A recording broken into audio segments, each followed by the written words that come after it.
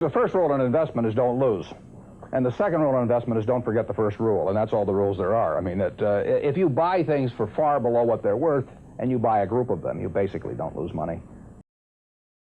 Welcome to the Soya Investing Channel. My name is Colin, your average investor searching for above average returns. Today's topic is actually purely educational and entertainment purposes only. Now that Netflix is only worth under $100 billion market cap, would anybody really be interested in buying this company for a $200 to $300 billion premium? We are talking about Netflix's library of content originals, 220 million subscribers, and its brand recognition in 190 countries, and is still the leader in the space.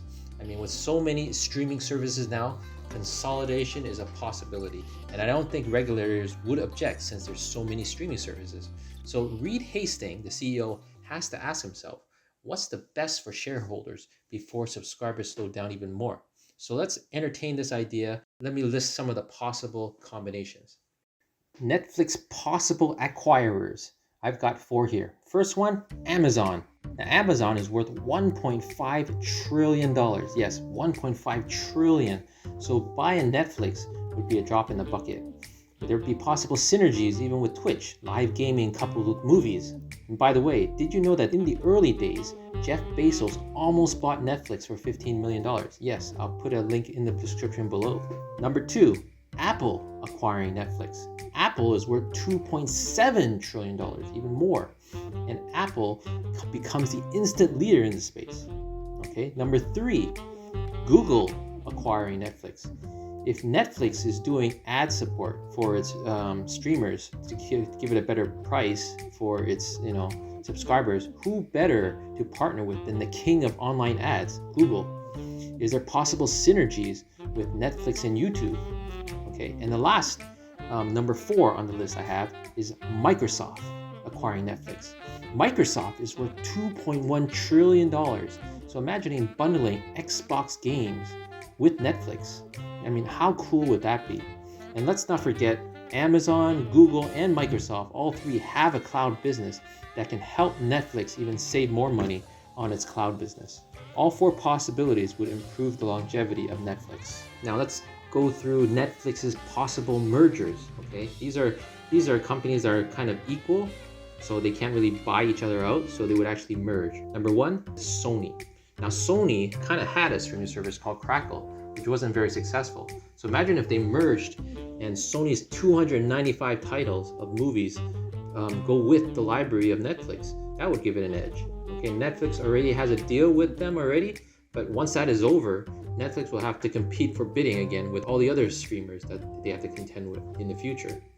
Not only that though, by joining with Sony, all of a sudden PlayStation gaming can also bundle up with Netflix's subscribers. So that would be very interesting. Number 2, Netflix merges with Disney. Now this would be kind of an unlikely thing that would happen. I think it would be a great combination, but frankly speaking, right now Disney has been very successful with their own streaming service, so that would make this a little bit harder for this to happen. And number 3, Warner Brothers Discovery. Okay, given that Warner Brothers Discovery just became a standalone company and it was recently divested with AT&T, I don't think this will happen anytime really soon. But it's hard to tell. I mean, if you look at Tim Hortons, that was spun off by Wendy's, and then not far after that, Burger King just bought it right after. So anything can happen. Again, Warner Brothers has a great library of titles, and that would merge beautifully with Netflix and would give it an edge.